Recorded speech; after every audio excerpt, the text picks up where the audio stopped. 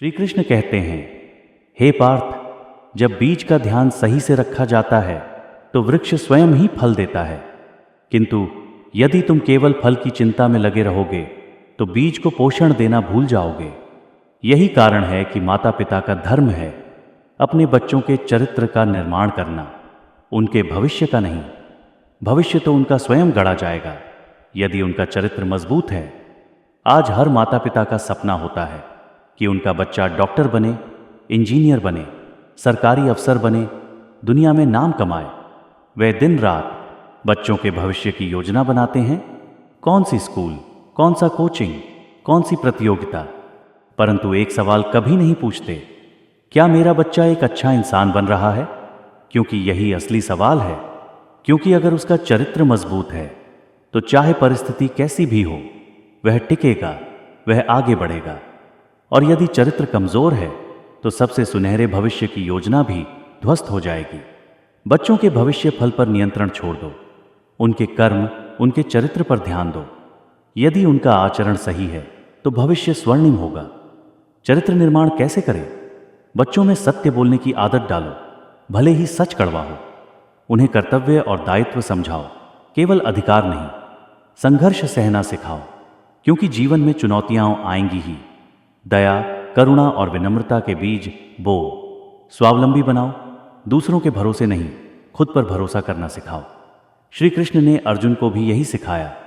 अपने भीतर झांको, अपने धर्म को पहचानो और उठो। चरित्र ही ऐसा कर्म है जो भविष्य का निर्माण करता है। इसलिए हे माता पिता, अपने बच्चों को यह सीख दो कि वे किसी भी परिस्थिति में धर्म को न छोड़ें। धर्म का अर्थ सिर्फ पूजा पाठ नहीं, बल्कि सत्य, करुणा, धैर्य और संयम है। उन्हें संघर्ष से मत बचाओ। बच्चे को हर बार गिरने से बचाओगे तो वह चलना नहीं सीखेगा। उसे गिरने दो, उठना सिखाओ। सपनों की जबरदस्ती मत करो। उसकी रुचि, उसकी इच्छा को पहचानो। उसे डॉक्टर या इंजीनियर बनाने के सपने तुम देखोगे, वह शायद कलाकार या लेखक बनना चाहता हो। आदर्श बनो। बच्चे वही करते हैं जो वे देखते हैं। अगर तुम सच बोलोगे वह भी बोलेगा। अगर तुम ईमानदार रहोगे वह भी रहेगा। भविष्य की चिंता में बच्चों का वर्तमान मत खो। उनके चरित्र को गढ़ो, उनका भविष्य खुद निखर जाएगा। श्री कृष्ण भी यही कहते हैं, धर्म रक्षति रक्षिता। जो धर्म की रक्षा करता है, अर्थात जो सत्य और चरित्र से जुड़ा रहता है, वही सुरक्षित रहता है। इसलिए हे माता पिता, बच्चों में धैर्य, साहस, ईमानदारी और दया का बीज बो। यही असली संपत्ति है जो कभी नष्ट नहीं होती। श्री कृष्ण कहते हैं, क्या तुमने कभी विचार किया है कि जब जीवन में घोर अंधकार छा जाता है, उसी समय कहीं ना कहीं दीपक भी जलाया जाता है। जैसे ही कोई समस्या जन्म लेती है, उसी क्षण उसके समाधान का बीज भी बोया जाता है। जीवन में संकट और समाधान एक साथ आते हैं। यह ब्रह्मांड का नियम है। अर्जुन कहते हैं, मधुसूदन, यदि ऐसा है तो मनुष्य संकट के समय समाधान क्यों नहीं देख पाता?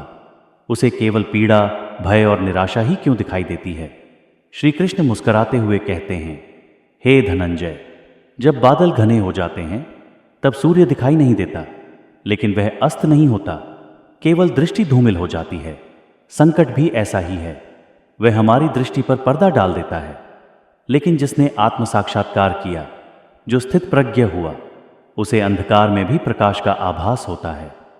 भगवद गीता में श्री कृष्ण ने कहा है, जो व्यक्ति संकट में विचलित नहीं होता, सुख में आसक्त नहीं होता, वही स्थित प्रज्ञ कहलाता है। वही व्यक्ति समाधान देख पाता है, भले ही चारों ओर तूफान हो। संकट का सही अर्थ समझो। आज की दुनिया में जब कोई नौकरी छूटती है, व्यापार में नुकसान होता है, रिश्तों में दरार आती है, हम घबरा जाते हैं। हमें लगता है कि यह जीवन का अंत है, लेकिन यह अंत नहीं, एक नई शुरुआत है। कभी गौर किया है, जब पानी उबलता है तभी भाप बनती है और इंजन चलने लगता है। उसी तरह जब जीवन में संकट उबलता है, तभी हमारे भीतर की शक्ति, साहस और समाधान की ऊर्जा जागती है। सोचो एक युवा की, जिसे नौकरी से निकाल दिया गया। वह टूट गया, निराश हो गया, पर उसने इसी दर्द को अपने जुनून में बदला। उसने अपने हुनर को निखारा और कुछ महीनों में खुद का व्यवसाय शुरू कर दिया। आज वह सैकड़ों लोगों को रोजगार दे रहा है। अगर उस संकट में वह समाधान नहीं ढूंढता तो क्या संभव था यह चमत्कार? श्री कृष्ण कहते हैं, जब तुम्हारे मन में संशय और भय का बादल छा जाता है तब मैं तुम्हें अपने भीतर देखना चाहिए। समाधान बाहर नहीं, तुम्हारे भीतर है। मनुष्य को स्वयं ही अपने को ऊपर उठाना चाहिए, स्वयं का तिरस्कार नहीं करना चाहिए। समाधान बाहर खोजोगे तो भटक जाओगे। भीतर झांको, वहां शक्ति भी है, उत्तर भी है। श्री कृष्ण अर्जुन से कहते हैं, हे कौन्तेय, संकट इसलिए आते हैं ताकि तुम्हारी परीक्षा हो सके। यह समय है जब आत्मा तपती है और सोना कुंदन बनता है। व्यवहारिक जीवन में क्या करें? विचलित न हो। समस्या आए तो शांत रहें। घबराहट में समाधान नहीं मिलते। सीखो और बढ़ो। हर संकट कुछ न कुछ सिखाता है। प्रश्न करो, यह मुझे क्या सिखाने आया है? आत्मबल जगाओ, स्वयं पर विश्वास रखो। संकट से मत डरो, समाधान तुम्हारे ही भीतर है।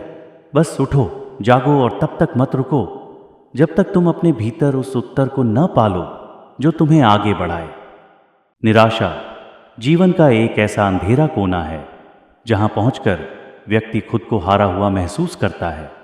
लेकिन क्या वास्तव में हम हारे होते हैं या हमारी सोच हमें हार का अनुभव कराती है? श्री कृष्ण ने गीता में स्पष्ट कहा है, हे अर्जुन, यह कायरता तुम्हें शोभा नहीं देती। हृदय की इस दुर्बलता को त्याग कर युद्ध के लिए उठो। यह उपदेश केवल अर्जुन के लिए नहीं था, बल्कि हम सबके लिए है।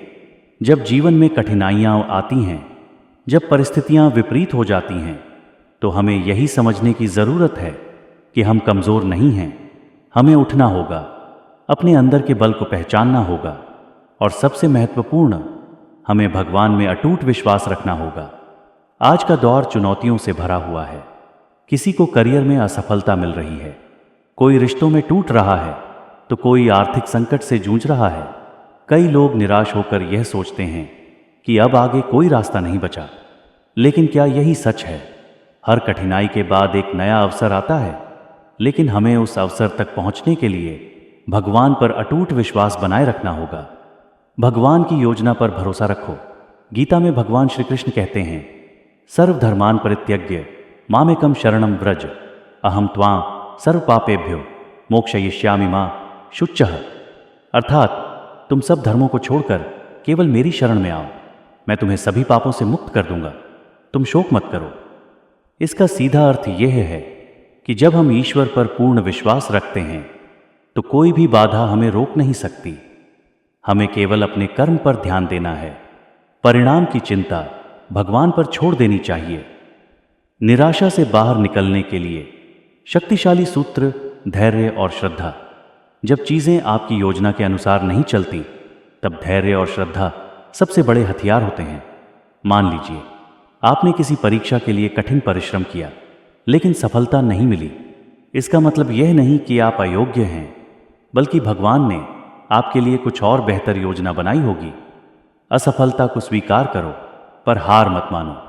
थॉमस एडिसन ने 1000 से अधिक बार प्रयास किए, तब जाकर बल्ब का आविष्कार हुआ। अगर वह पहले ही प्रयास में हार मान लेते, तो क्या आज हम रोशनी का आनंद ले पाते? नहीं। जीवन में कठिनाइयां ही आएंगी, लेकिन अगर हम भगवान पर विश्वास रखेंगे तो हर मुश्किल से बाहर निकलने का मार्ग मिल ही जाएगा।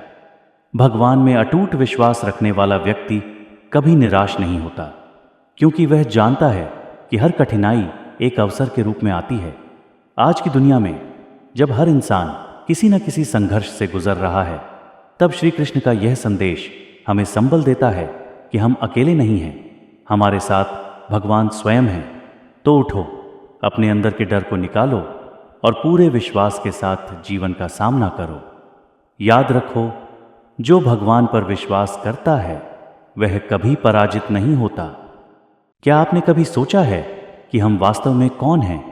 यह शरीर जो समय के साथ बूढ़ा हो जाता है, बीमार पड़ता है और अंततः नष्ट हो जाता है, या वह चेतना जो हमारे अंदर है, जो सोचती है, महसूस करती है और हमें दिशा देती है? भगवत गीता में श्री कृष्ण कहते हैं, जिस प्रकार मनुष्य पुराने वस्त्रों को त्याग कर नए वस्त्र धारण करता है, उसी प्रकार आत्मा पुराने शरीर को छोड़कर नया शरीर धारण करती है। हमें यह समझना चाहिए कि हमारा असली अस्तित्व यह शरीर नहीं बल्कि आत्मा है। यह शरीर केवल आत्मा का एक वस्त्र है जो समय के साथ बदलता रहता है, लेकिन आत्मा न कभी जन्म लेती है न ही कभी मरती है। शरीर की नश्वरता और आत्मा की अमरता का अर्थ क्या है? आज की दुनिया में लोग अपने शरीर के प्रति इतने अधिक आसक्त हो गए हैं कि वे अपनी आत्मा को भूल जाते हैं।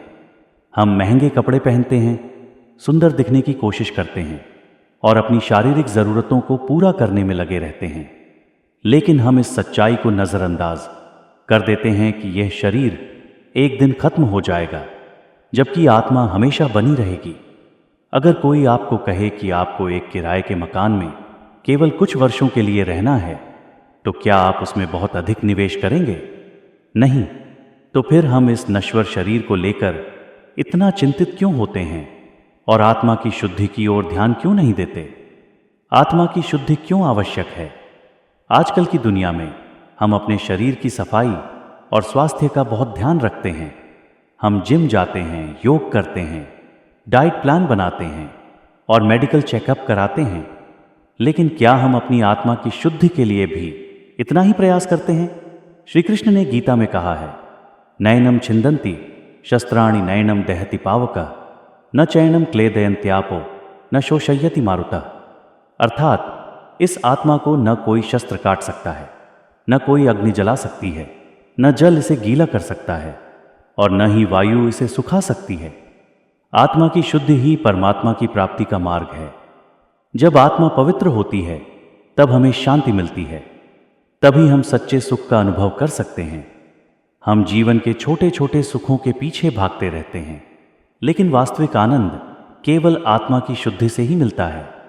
अब सवाल उठता है कि आत्मा को शुद्ध कैसे करें, सत्य और धर्म का पालन करें। आज के दौर में कई लोग सच्चाई से दूर चले गए हैं। लालच, धोखा और अहंकार हमारी आत्मा को दूषित कर देते हैं। यदि हम अपने विचारों और कर्मों को पवित्र रखें तो हमारी आत्मा स्वतः शुद्ध होने लगेगी। ध्यान और साधना करें। ध्यान आत्मा को शांत करने का सबसे अच्छा साधन है। जब हम ध्यान करते हैं तो हम अपने भीतर झांकने का मौका पाते हैं। इससे हमारी आत्मा को शांति मिलती है और हम अपने वास्तविक स्वरूप को पहचान सकते हैं। स्वार्थ से मुक्त होकर परोपकार करें। जब हम केवल अपने लिए जीते हैं तो हमारी आत्मा संकुचित हो जाती है, लेकिन जब हम दूसरों के लिए कुछ अच्छा करते हैं तब आत्मा निर्मल होती है। श्री कृष्ण ने कहा है कि निष्काम कर्म ही सबसे श्रेष्ठ मार्ग है। भगवद गीता का अध्ययन करें। भगवद गीता केवल ग्रंथ नहीं है, बल्कि जीवन को सही दिशा देने वाले पथ प्रदर्शक हैं। जब हम गीता पढ़ते हैं तो हमें जीवन की सच्ची समझ मिलती है। आज की दुनिया में लोग छोटी छोटी बातों पर निराश हो जाते हैं। अगर हमें नौकरी नहीं मिली तो हम दुखी हो जाते हैं। अगर कोई हमें छोड़कर चला जाता है तो हम टूट जाते हैं।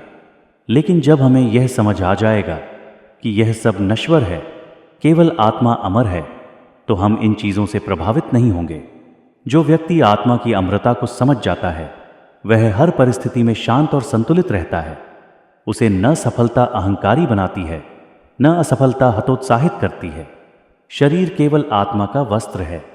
जब यह पुराना हो जाता है तो आत्मा इसे त्याग कर नया वस्त्र धारण कर लेती है, लेकिन आत्मा कभी नष्ट नहीं होती। इसलिए हमें केवल शरीर की देखभाल ही नहीं बल्कि आत्मा की शुद्धि पर भी ध्यान देना चाहिए। परमात्मा तक पहुंचने का मार्ग आत्मा की शुद्धि से होकर जाता है। अगर हम इसे समझ लें तो हम अपने जीवन को एक नए दृष्टिकोण से देख सकेंगे। हमें कोई भी दुख, कोई भी विफलता तोड़ नहीं सकेगी। याद रखिए, हम शरीर नहीं हैं, हम आत्मा हैं, शाश्वत, अमर और अजर।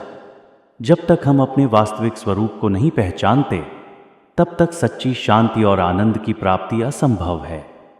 तो आइए अपने आत्मिक उत्थान की ओर कदम बढ़ाइए और एक पवित्र और संतुलित जीवन की ओर अग्रसर हों।